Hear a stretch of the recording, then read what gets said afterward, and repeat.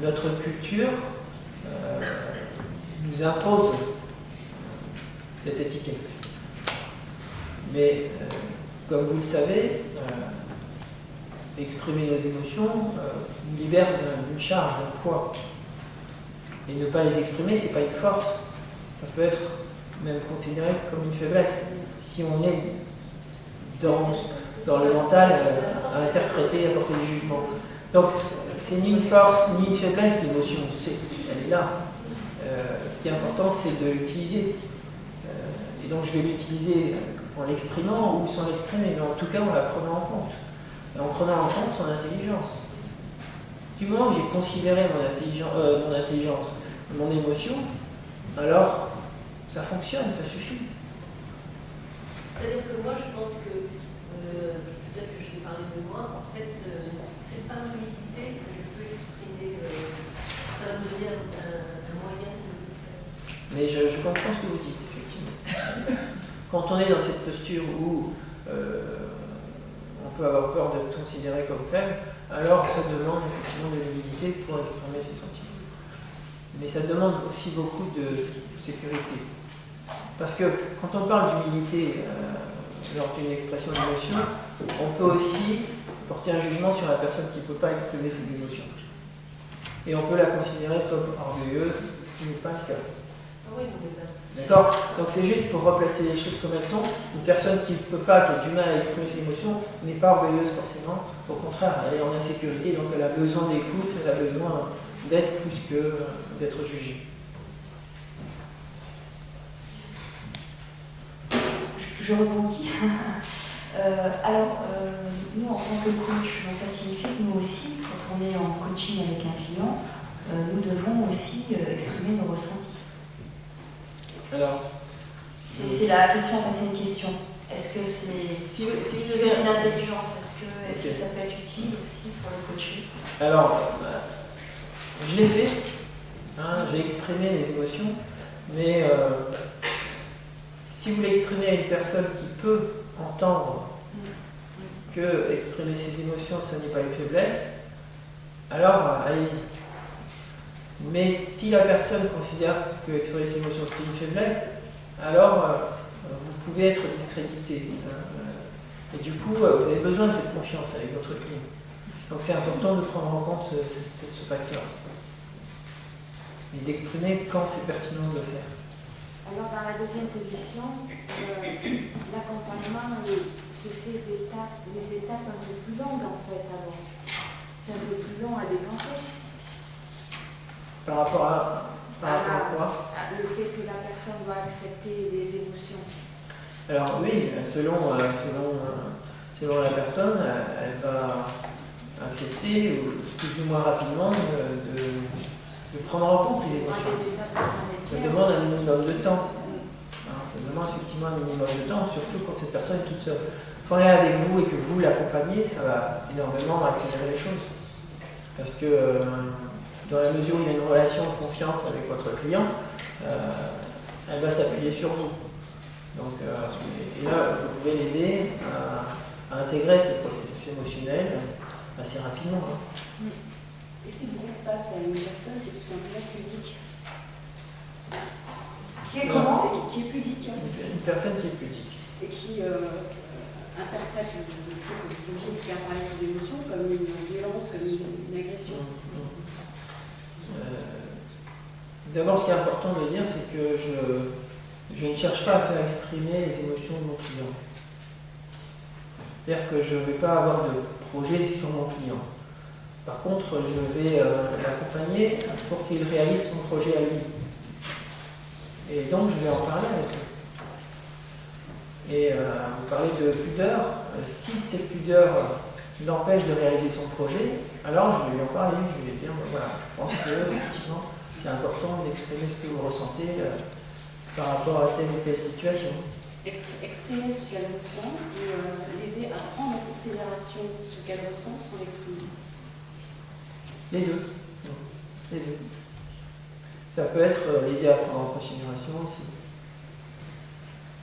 Et si elle n'exprime pas, c'est comme un agir pour elle. Non, c'est pas forcément un blocage. Comme je disais tout à l'heure, elle peut la prendre en compte sans l'exprimer. Elle n'est pas obligée d'exprimer.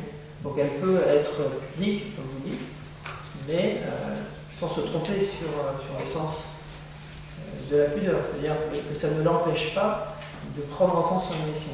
Mais disons qu'en l'exprimant, ça facilite les choses, ça permet de valider, de voir qu'effectivement elle a pris en compte. Mais si elle maîtrise ce processus émotionnel, elle n'a pas besoin de l'exprimer. D'accord, mais s'il n'y a pas d'expression d'émotion, il n'y a aucun moyen pour vous de savoir qu'elle l'a effectivement pris en considération. C'est possible aussi, parce que entre mettre des mots sur une émotion et puis exprimer avec son corps une émotion, je peux aussi regarder, observer cette personne et voir qu'elle a des émotions. Mais est-ce qu'elle prend en compte ou pas? Est-ce que ces émotions sont conscientes pour elle ou pas? Si elles ne sont pas conscientes, elles ne remplissent pas leur fonction, elles vont se revenir. Par contre, si elle est conscientisée, alors oui, elle remplit sa fonction. Ça va? T'as répondu? Je pense, pour faire référence à mon expérience de coach, dans des situations justement avec un coaché, on peut constater que les émotions peuvent s'exprimer par la parole, et c'est, je dirais, là tout l'enjeu d'une situation de coaching habituellement. Et puis, ces émotions, elles s'expriment également, comme vous le dites, par le corps, par quelque chose qui se passe à l'intérieur, mais qui quand même se traduit, s'illustre plus ou moins, de façon plus ou moins forte, par le corps.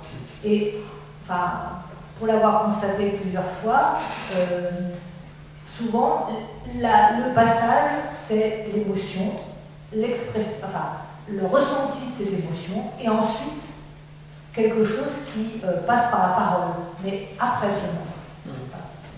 Tout à fait.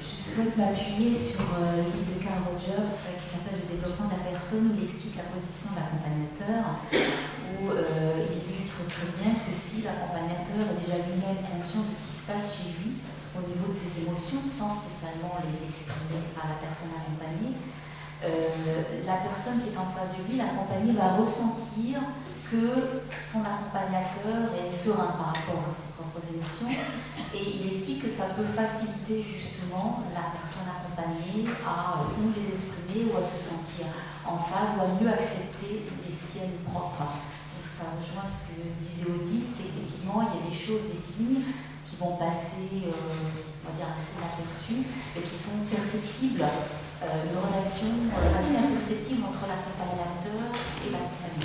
Tout à fait, tout à fait.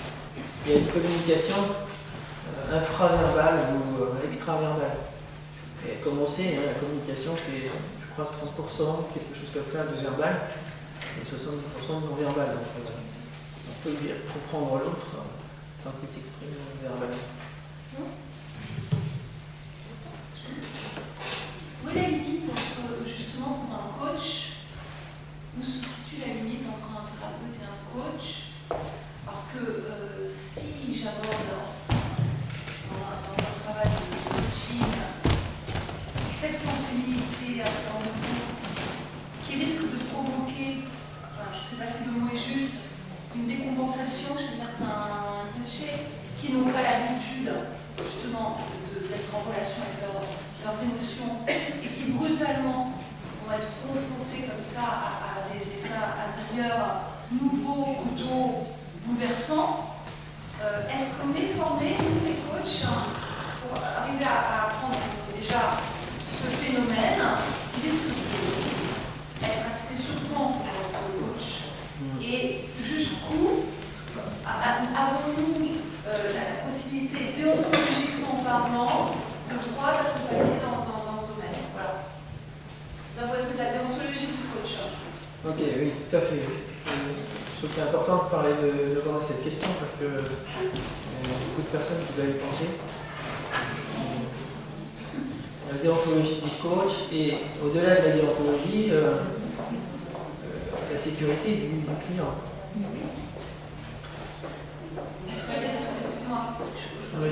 la décompensation, c'est un phénomène réel qui, justement, si on est face à une décompensation, quelqu'un qui n'a pas l'habitude de parler de ses sentiments, si vous êtes un très bon coach et que vous l'amenez très sensiblement à le faire, il peut être parfaitement débordé par cette situation-là. Et qu'est-ce qu'on fait alors dans ces cas-là?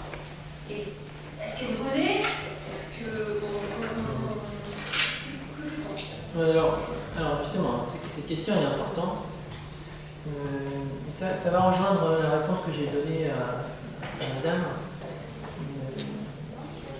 Dans la mesure où vous ne forcez pas votre client à exprimer ses émotions, il y a peu de chances qu'il vive une décompensation. Pourquoi? Parce que il y a un équilibre intérieur qui est respecté. Si je fais pression en tant que coach, ce qui n'est pas le rôle d'un coach, on est d'accord qu'un coach ne va jamais faire pression sur son client pour faire quoi que ce soit, il est simplement là pour poser des questions, pour accompagner son client et jamais le devancer. Et la compensation, ça signifie que le coach a devancé le besoin de son client. Et si on fait confiance à son client, si on considère que il est autonome et qu'il va trouver lui-même la réponse, on respecte son équilibre, son homéostasie, l'homéostasie systémique, on respecte son homéostasie et a priori il n'y a aucune raison qu'il y ait une compensation. Maintenant, en supposant que ça arrive, ce qui est important, c'est effectivement de rester présent à la personne qui les compense.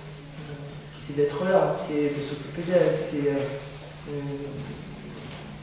de faire en sorte qu'elle soit prise en charge. Mais personnellement, ça n'arrive pas si vous respectez justement les limites de votre client. Si vous voulez bien, nous allons prendre une dernière question. Je vois que le buffet se prépare. Que nous avons prévu de nous arrêter autour de 21h. Tout à l'heure, vous avez parlé de deux intelligences et vous avez cité notre intelligence multiple. Est-ce que vous pourriez en dire un mot?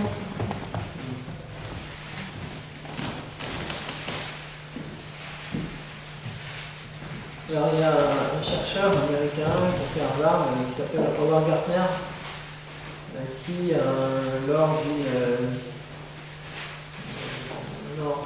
répondu à une demande, je crois, du gouvernement danois pour identifier les différentes formes d'intelligence qu'un individu peut avoir.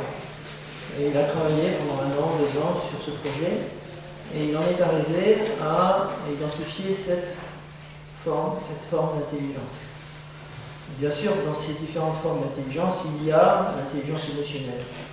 Après, on va identifier l'intelligence émotionnelle à partir du concept d'intelligence émotionnelle, et l'espace de cette intelligence émotionnelle va être variable, bien entendu, puisque chaque personne qui fait de l'intelligence émotionnelle a une réalité derrière ce concept qui va être différente. Elle va aborder l'intelligence émotionnelle de manière différente. Donc il y a un croisement entre l'intelligence multiple et l'intelligence émotionnelle, bien sûr. Et donc cette intelligence émotionnelle a aujourd'hui 7, voire 8 formes d'intelligence qui ont été aussi identifiées dans le cerveau. C'est ça qui la caractérise, qui fait qu'on s'appuie sur quelque chose qui existe, qui est matériel, qui est le cerveau. Et chacune de ces formes d'intelligence peut être développée. Chacune de ces intelligences est importante. L'intelligence kinesthésique, par exemple, qui est une des formes d'intelligence multiple, les grands champions sportifs ont cette intelligence kinesthésique. Donc, sont capables très vite de comprendre corporellement un geste, une attitude. Et c'est pour ça qu'ils apprennent très très vite avec le corps et qu'ils arrivent à faire des exploits dans l'athlétisme, dans le foot, dans n'importe quel sport. Et bien c'est la même chose. C'est une autre forme d'intelligence qui n'a jamais été considérée comme une intelligence, mais qui n'en est pas moins et qui se situe dans le cerveau.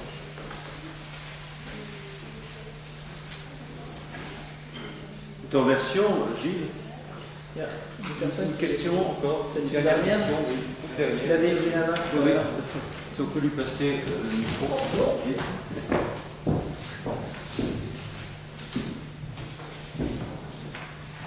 Merci. Alors je voulais juste savoir si, en résumé, il fallait donc ne pas essayer de maîtriser ses émotions et juste les laisser passer. C'est pas exactement ça, c'est que il ne faut pas essayer de les contrôler. Mais par contre, en prendre conscience. Être attentif. Comme je disais tout à l'heure, hier et aujourd'hui, j'ai accompagné des managers et je les ai entraînés à développer leur attention, développer cette capacité d'attention qu'on a de ce qui se passe à l'intérieur de soi. Et du coup, au fur et à mesure que vous êtes attentif à ce qui se passe à l'intérieur, vous allez aiguiser et vous allez construire des systèmes neuronaux qui vous permettront d'aller plus loin et d'être plus attentif et toujours plus attentif. De la même façon qu'un sportif développe des muscles, là, vous développez de l'attention.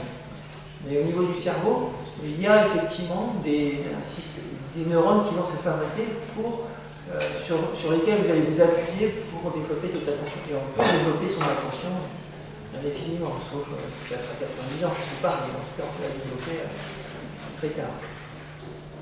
Donc il suffit de développer cette attention, et du coup en ayant l'habitude d'être attentif à ce qui se passe à l'intérieur, et ben, ça devient de plus en plus facile. C'est pour ça qu'on parle de training et d'entraînement. Et en fait, c'est quelle est la différence entre être attentif à ses émotions et finalement le pas de vouloir les contrôler, de les maîtriser? C'est une question, une question importante aussi. Pourquoi c'est une question importante? Parce que, encore une fois, je suis obligé de revenir sur l'idéologie, la logique cognitive, la logique émotionnelle.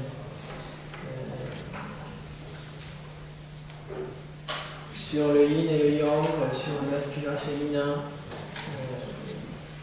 Appréhender nos émotions, ça nous demande une capacité réceptive, plus qu'une capacité émissive. On valorise beaucoup, en Occident, on valorise beaucoup la capacité d'aller vers cette capacité virile, masculine, on va dire plutôt. Masculine de fabriquer, de construire, de bâtir, d'entreprendre, etc. Tout ça, c'est très valorisant en Occident. Mais en même temps, malheureusement, on ignore cette capacité réceptive qu'on a. Et accompagner nos émotions demande beaucoup de capacité réceptive. Et de ne pas intervenir sur les émotions, mais plutôt de les recevoir, de les accueillir, de en prendre conscience. La conscience, c'est plus un acte de réceptif qu'un acte émissif. Oui, mais pourquoi on n'arrive pas à recevoir? Parce qu'après, vous allez quand même finalement les réutiliser, les réexploiter, ces émotions. Vous pensez pas simplement à recevoir, et voilà. Et après, vous les exploitez, et du coup, ça enrichit. Alors, pour moi, ça enrichit l'intelligence cognitive, et ça se complète, et ça se densifie. Ok, je réponds assez rapidement, juste pour... Ce qui est important, c'est de savoir que on a deux formes d'intelligence. Une intelligence émissive, une intelligence réceptive. Une capacité à recevoir. De voir aussi que notre intelligence émotionnelle, est autonome. C'est-à-dire qu'on n'a pas besoin de faire des choses en plus. Il suffit simplement de l'accueillir, de la réceptionner et de la laisser agir d'une certaine façon. Donc on n'a pas besoin d'exploiter ça. Exploiter, c'est plus un terme voilà, où je vais fabriquer, je vais faire quelque chose avec.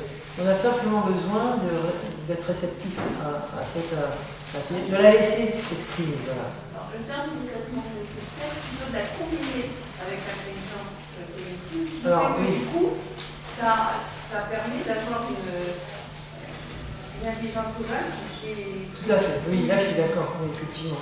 Ça me paraît plus juste de le dire de cette façon. Alors, comme nous entendons le bruit des bouchons, je vais écouter je propose à Thierry de clôturer cette conférence. Je vais clôturer cette conférence.